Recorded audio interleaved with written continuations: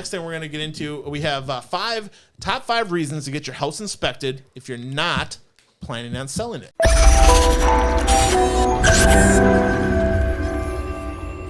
And if somebody's out there, I knows like, why would you do a home inspection when you're not selling your house? I only get a couple of those a year. Those people. I don't get too many either. Yeah, but I think more people should be doing. Oh my gosh, dude.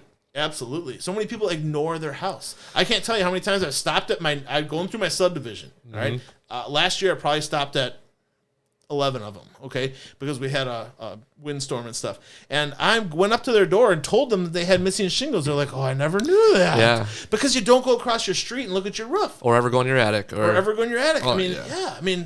Oh my gosh. Lots of reasons. So, which is one of my reasons. Why don't you give us your first one? What's that? Yeah, one of my reasons was just like you said. I mean, most people are so caught up in their day-to-day life that they do not take the time to, fully inspect their home, or even once a year. Even something as minimal as that, they don't do it. So having someone like a home inspector come out and give you guys a rundown on what issues we see with your house, potential issues we may see with your house, maintenance tips, all that kind of stuff is something to help maintain your home and keep it running strong. Yeah, for sure.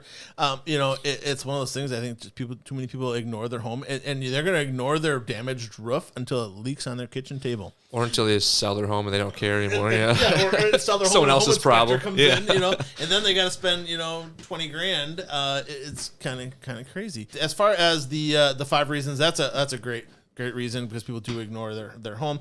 And I had that actually on my list here too. But one of the things that I always am putting in my reports is the honey-do list. You want something to keep your husband busy and out of trouble on a Saturday? Hey, I got that on my list too. Gosh darn home inspection people, You'd be surprised how many people, like I do inspections for them, they say, we keep your inspection and use it as a checklist as the years go on and do things. And I think it's a great idea. Absolutely. Yeah. 3 years after we bought our house, my wife pulls out our home inspection and says, honey, item 37 is not done yet. Remember that? Yeah. Really?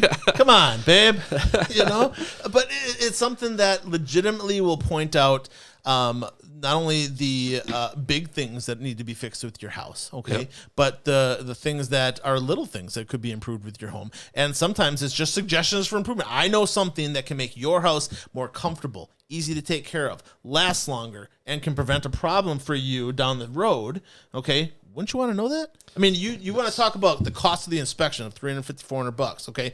You're going to get that back in no time by catching problems before they become. I have a thing here.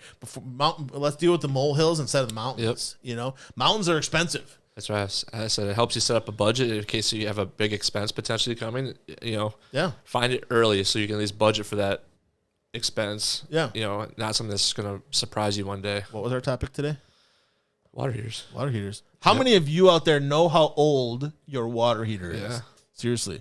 You're gonna be like, oh, I think it's 5 years old. Then you're gonna go downstairs and you're gonna find out that it's 11. Yeah. Okay, so go downstairs. On your data plate, you can see how old your water heater is. If your plumber was any good, he probably wrote on it with a marker when he installed it. Okay. If it's 10 years old, you're on borrowed time. So plan appropriately. All right. But finding them out before they become big issues. Absolutely. And the next thing that I had was you can, along the lines of finding things out, is that you can improve the efficiency of your home. I'm going to go up in your attic. I'm going to find out if you don't have enough insulation, that you're wasting a bunch of money on your gas bills and stuff like that. Yeah. I'm going to find problems on the outside of the house that are letting cold air get into your home and make your home uncomfortable. So improving your energy efficiency of your home and getting some suggestions from a professional that knows what they're talking about is important. Okay, just watching a YouTube video or whatever from somebody that is doing DIY stuff or whatever, may not be the best solution. Getting somebody at your house, looking at your entire building envelope and looking at it with a critical eye, really. And an unbiased eye, right? Unbiased, absolutely. We're not here to sell you anything. No, we're here to tell you what's wrong. So maybe a plumber's gonna come in. Yeah, you need this fixed, but do you really need it fixed right then? But Yeah. Well, and there's some shady. There's some shady contractors out there that'll come into your home and be like, "Oh yeah, this water heater is old, it's ancient, it's gonna leak any day and flood your basement out. You really should put a new one in." Next thing you know, you're dropping $2,500 on the most expensive water that they sold you on the efficiency or whatever, And the truth about efficiencies with all that is that you're looking at something that you're talking about. $500 to $1,000 generally difference in efficiency, unless you're going from the electric to a heat pump type of thing. So they're upselling you to make themselves money, not necessarily help you out. Okay, and then and also finding out the remaining life so you can anticipate for the future. And I know we kind of talked a little bit about that, but improving that is an important piece. So. And lots of good reasons out there to get that home inspection. And it's a great $300 to $400 investment in not only the comfort of your home, finding out problems ahead of time, knowing what you need to do to better take care of your home, make it more comfortable, make it less likely you're going to have problems. Most of the time when I go into somebody's house, they're like, "Oh, you're not going to find anything here. My house is perfect." Those are the ones you find the most, right? Yeah, and I come out with this.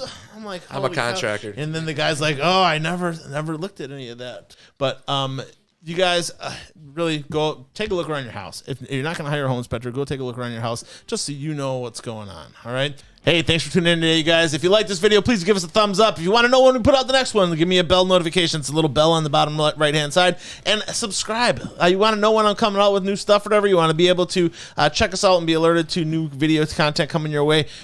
Subscribe button's really the way to go. Thanks again for tuning in, you guys. Remember, the better you take care of your house, better it's going to take care of you. Have a good one.